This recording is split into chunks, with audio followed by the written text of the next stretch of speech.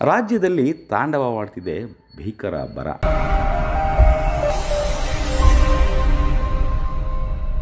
ಅನುದಾನ ಕೊಡ್ತಿಲ್ವಂತೆ ಕೇಂದ್ರ ಸರ್ಕಾರ.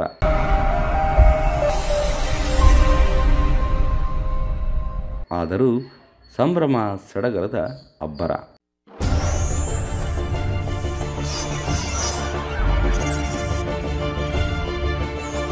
ಇದು ನಿಮ್ಮ ಪರ್ವ ಟಿವಿಯ ಸ್ಪೆಷಲ್ ಸ್ಟೋರಿ.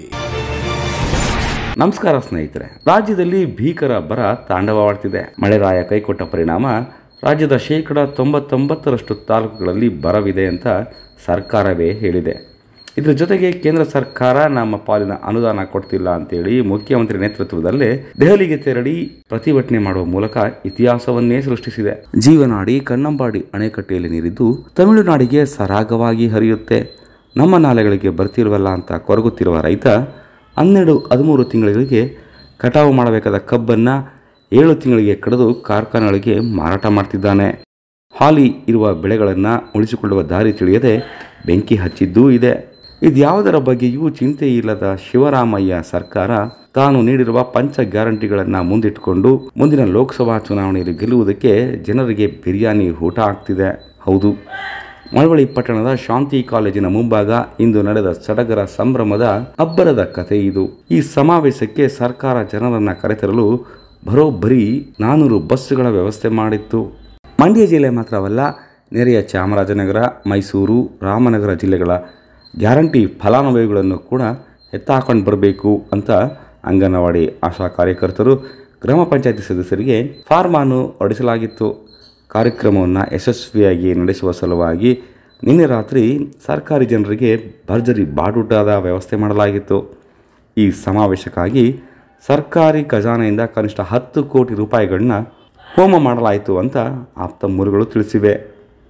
ಮಳೆಯಾಗಲ್ಲ, ಬೆಳೆ ಬೆಳೆಯೋದಿಲ್ಲ ಅಂತ ನಮ್ಮ CM ಸಿದ್ದರಾಮಯ್ಯನವರಿಗೆ ಮೊದಲೇ ತಿಳಿದಿತ್ತು ಅನಿಸುತ್ತೆ.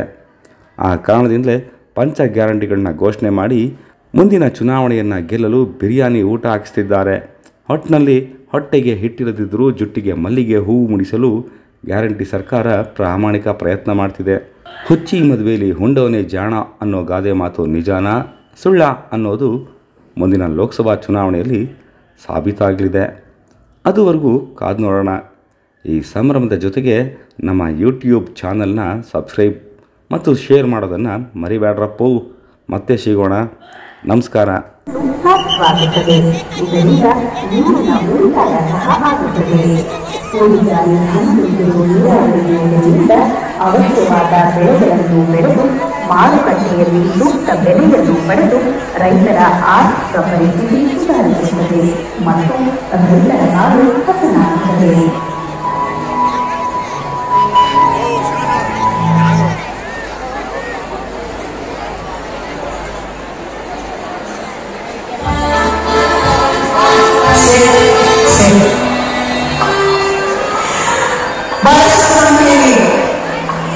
ಈಗಾಗಲೇ ಜಮಾಯಿಸಿದ್ದಾರೆ ಫಲಾನುಭವಿಗಳು. ದಯವಿಟ್ಟು ಎಲ್ಲ ಒಂದೇ ಕಡೆ ಕೂತ್ಕೊಂಡಿಲ್ಲ, ಯಾಕಂತ ಗೊತ್ತಾಗ್ತಾ ಇಲ್ಲ. ನಮಗೆ ಬಂದಿರೋ ಮಾಹಿತಿ ಪ್ರಕಾರ ಸ್ವಲ್ಪ ಬರ್ತಿರೋಂಥವ್ರು ಈಗಲೇ ಕೂಡ ಕೂತ್ಕೊಳ್ಬೇಕು. ಈಗಾಗಲೇ ಫಿಲ್ ಆಗಿದೆ, ಸ್ವಲ್ಪ ಈ ಭಾಗಕ್ಕೂ ಬಂದು ಕೂತ್ಕೋಬೇಕಾಗ ಸವಿನಯ ಪ್ರಾರ್ಥನೆ. ದಯಮಾಡಿ ಬಂದಿರೋಂಥವ್ರು, ಈಗ ಬರ್ತಿರೋಂಥವ್ರು ಆದಷ್ಟು ಈ ಭಾಗದಲ್ಲಿ ಬಂದು ಸಾಮಾಜಿಕ ಆರ್ಥಿಕ ಮತ್ತು ರಾಜಕೀಯ ನ್ಯಾಯ ವಿಚಾರ ಅಭಿವ್ಯಕ್ತಿ ವಿಶ್ವಾಸ ಧರ್ಮಶ್ರದ್ಧೆ ಮತ್ತು ಉಪಾಸನಾ ಸ್ವಾತಂತ್ರ್ಯ ಸ್ಥಾನಮಾನ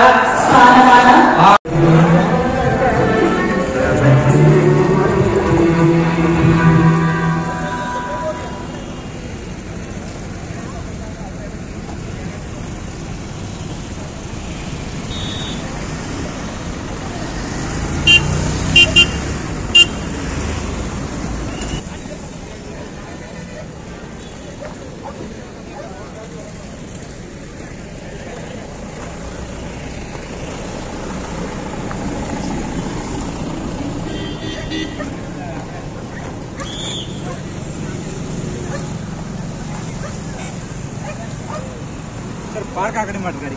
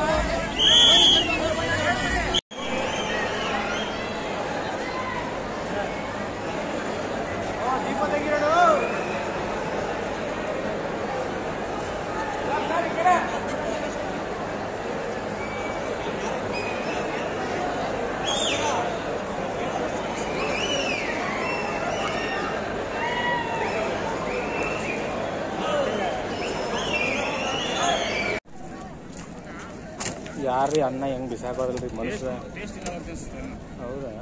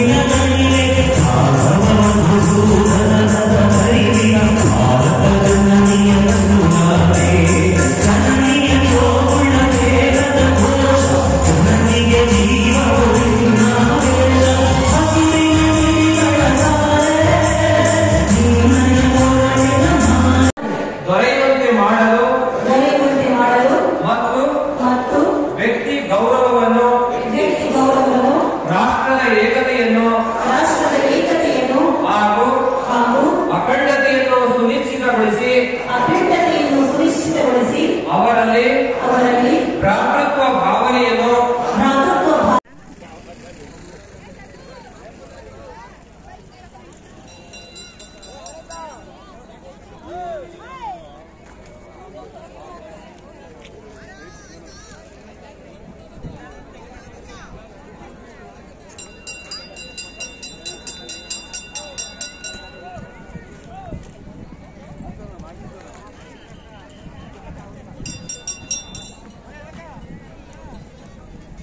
ಯಾವ್ರಣ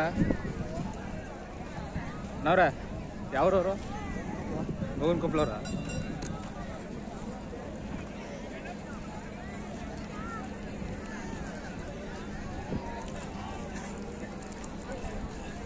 ನಮ್ಮ ಯೂಟ್ಯೂಬ್ ಚಾನೆಲ್ನ ಸಬ್ಸ್ಕ್ರೈಬ್ ಆಗಿ, ಲೈಕ್ ಮಾಡಿ, ಪಕ್ಕದಲ್ಲಿ ಕಾಣಿಸೋ ಬೆಲ್ ಐಕನ್ನ ಕ್ಲಿಕ್ ಮಾಡಿ.